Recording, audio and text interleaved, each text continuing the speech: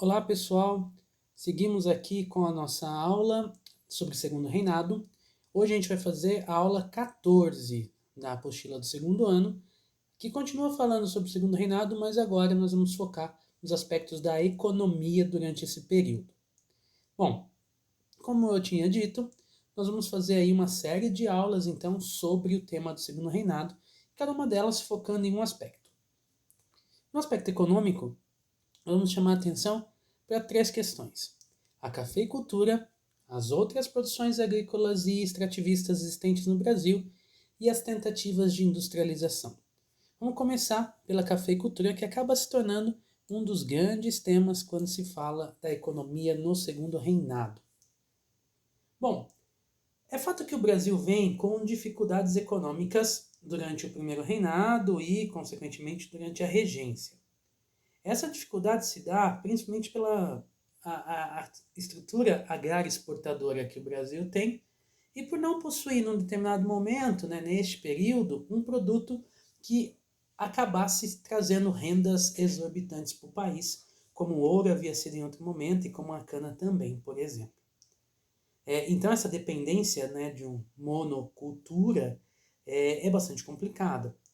No nosso caso, então, essa dependência faz com que a gente tenha produtos secundários, mais a falta de um produto que, de fato, alavancasse a economia neste modelo monocultor ou de supervalorização de um produto ou outro. Dessa forma, vai ser o café que vai ser o carro-chefe da economia na segunda metade do século XIX e também no início do século XX. Isso porque o mercado para o café é bastante interessante. O café é uma cultura exótica e tal, que ganha bastante mercado. A França produz muito café no Haiti, mas as crises no Haiti vão levar à abertura de um mercado possibilitando que o Brasil ingresse nesse mercado. É isso que vai acontecer. O produto que vem da África chega no Brasil e já na região sudeste por volta do século XVII. Mas vai ser no século XIX que, bem adequado ao solo e o clima da região, o café começa a dar certo no Rio de Janeiro e começa então a aproveitar, como eu falei, essa brecha deixada pela produção de café do Haiti, dos franceses.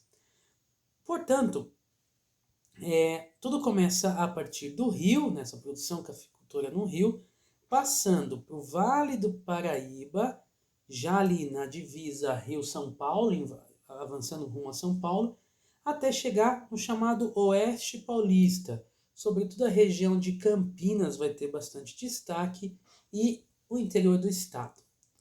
Bom, mas como é que a gente faz o café se tornar assim um produto tão interessante? Se tem a procura no mercado externo, precisava ter essa oferta aqui dentro, produzida no Brasil. E aí que entra uma infraestrutura bem interessante para explicar por que o café acaba funcionando como um produto interessante para o mercado externo. Bom, o que vai marcar isso, né, pessoal? É o seguinte: primeiro, a estrutura portuária do Rio de Janeiro facilitava muito o escoamento dessa produção. Um porto bem estruturado e uma proximidade com os centros produtores de café. Então, se precisava de uma estrutura que trouxesse o café até o porto, e é isso que vai acontecer com uma rede de estradas e, sobretudo, com a chegada das ferrovias. As ferrovias, aliás, vão ser um capítulo à parte que merecem destaque, porque os trens vão cortar os estados do Sudeste, sobretudo a região de São Paulo. Se a gente pegar os eixos da malha ferroviária, a gente vai perceber um fluxo intenso do interior rumo à construção aí de ferrovias para a capital e para o Rio de Janeiro também, depois para o Porto de Santos mais à frente. Mas aí, né, as ferrovias vão surgir Mogiana, Sorocabana, Noroeste, que vão fazer esses caminhos aí para principalmente trazer o café. Bom, e junto com as ferrovias também o telégrafo, né? Os postos de telégrafo vão ocupar um espaço importante para a comunicação das diversas regiões no interior do Brasil, aqui de São Paulo principalmente, né? Os cabos de telégrafo vão representar a modernidade que o século XIX trazia aqui no nosso caso. E como vai estradas, ferrovias e cada vez mais para o interior do estado de São Paulo, a gente tem também um processo de urbanização deste interior, porque em cada estação de trem cresce ali uma vilazinha ou serviços que vão estar associados ao café, como ensacar, transporte, tudo mais. Então a gente tem um crescimento de cidades mais para o interior, também em função do café. Dessa forma, então a gente percebe que o café de fato muda uma estrutura em São Paulo, sobretudo, e no Rio de Janeiro. Mas não é só isso, né? O grupo de produtores de café também vão viver um apogeu econômico, do que a gente pode chamar de burguesia do café. É curioso porque, assim, é uma aristocracia, portanto, eles possuem a terra onde se planta café, mas além de donos de fazenda de café, eles vão investir em atividades variadas do setor. Então vão ter manufaturas de beneficiamento de café, de insumos e utensílios, de transporte, e bancos também vão ter. Então os lucros vindos do café vão acabar variando, permitindo aí uma variação na economia brasileira, aí no Sudeste principalmente. O curioso é que assim, até agora eu falei de uma série de inovações, de coisas que pareciam trazer modernidade para o Brasil, e de fato trouxeram. Mas, ao mesmo tempo que isso acontece, nós temos também fatores ultraconservadores. Por isso a gente chama isso de modernização conservadora. Ou seja, o Brasil caminhava para aspectos bastante modernizantes, mas ao mesmo tempo mantinha o trabalho escravo e o caráter agroexportador como vocação, e então não dando um passo a seguir, né? Ficava travado nessa estrutura de modernização, mas conservadora ainda por cima. Associado ao café, e a gente vai falar mais à frente quando falar da mão de obra, é importante que a gente já deixe pontuado que na região do Oeste Paulista a gente vai ter uma chegada grande de imigrantes europeus. A gente vai falar mais disso para frente, mas é legal pensar que no Oeste, então, já começa a utilizar o trabalho assalariado e não só o trabalho escravo. Bom, o café se torna então o grande produto. Junto ao café, o açúcar tinha perdido seu status de grande produto no Brasil, mas figura ali em um destaque ainda. Além do açúcar, couro, peles, cacau e erva mate são produtos que mantêm aí seus lugares de venda, não com tanto destaque, mas continuam sendo mantidos. Agora, também podemos destacar duas situações. No caso, a borracha, extraída aí do látex na região da Amazônia, principalmente por quê? Porque o látex vai se apresentar como uma alternativa bem viável naquele momento, em que a indústria mundial tinha aí uma demanda por borracha. Então, a gente vai viver um surto, e a gente vai falar mais à frente também, esse surto da borracha nos levará à frente até adquirir o território do Acre, pensando nesse crescimento da borracha.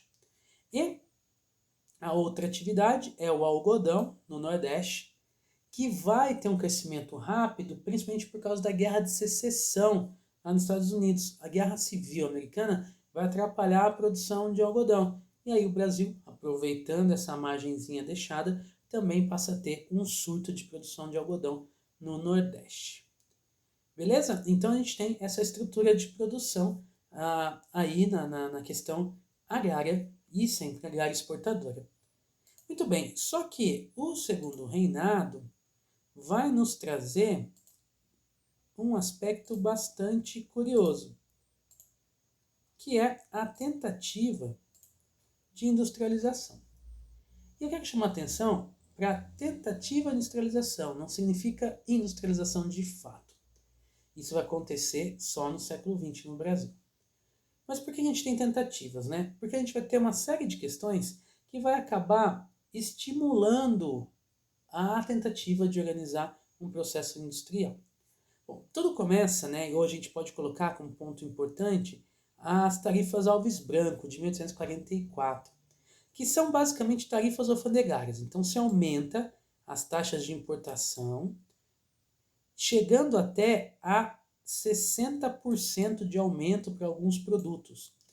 Isso aqui tem um peso bem grande, porque, por exemplo, produtos que eram produzidos também no Brasil chegam até 60% de taxa de importação. Então se estimula a manufatura nacional, essa industriazinha nacional a vender. Então as tarifas Alves Branco colaboram muito para uma tentativa de industrialização. Outra coisa interessante é como financiar, como que eu consigo financiar essas tentativas de industrialização. Esse financiamento do que a gente pode chamar de surto industrial, e lembra lá, surto é aquela coisa que é rápida, começa, vai, sobe e depois acaba rápido, um surto. O que dá conta desse surto industrial e financia isso tudo é a partir da Lei Eusébio de Queiroz, aquela mesmo que a gente falou agora há pouco, da questão do fim do tráfico de escravos. Por quê? O negócio do tráfico de escravos era um negócio lucrativo. Com a proibição do tráfico, esses empresários que viviam da escravidão, do tráfico, acabam destinando dinheiro para outros setores. E um dos setores escolhidos é justamente o setor financeiro, com bancos e tudo mais.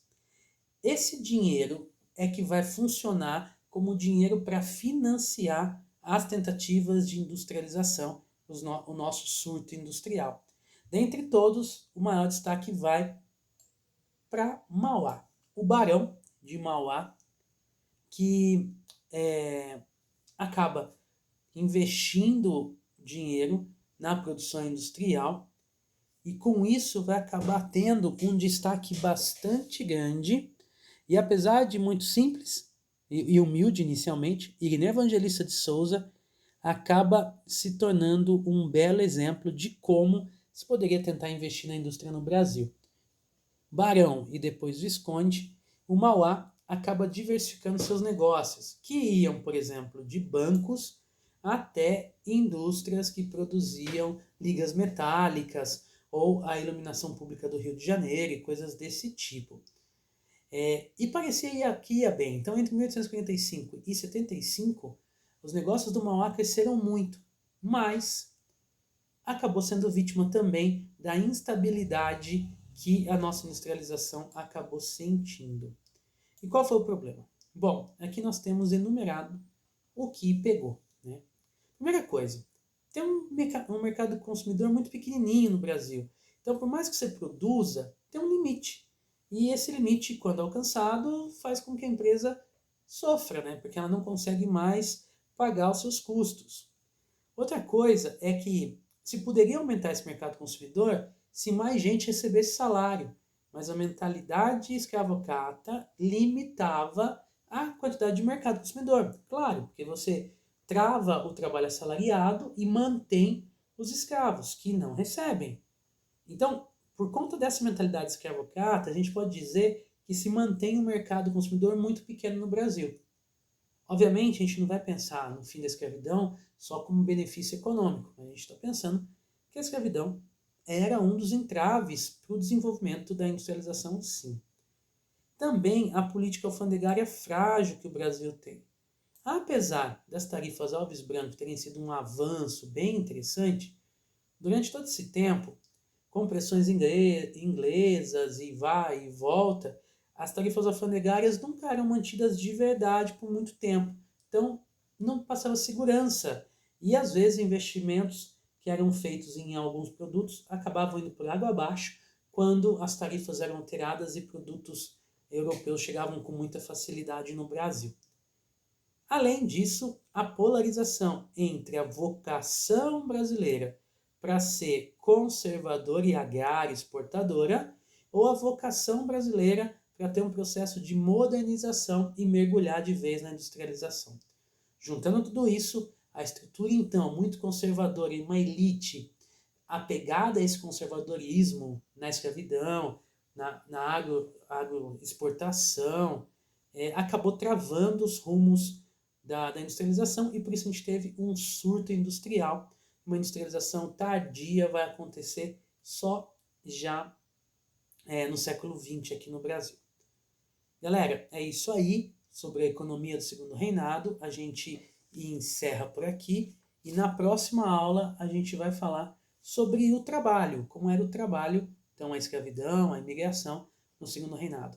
Valeu, galera, até a próxima aula. Não deixa aí de seguir este canal, e aí todos os vídeos vão sendo postados. Valeu, pessoal. Obrigado.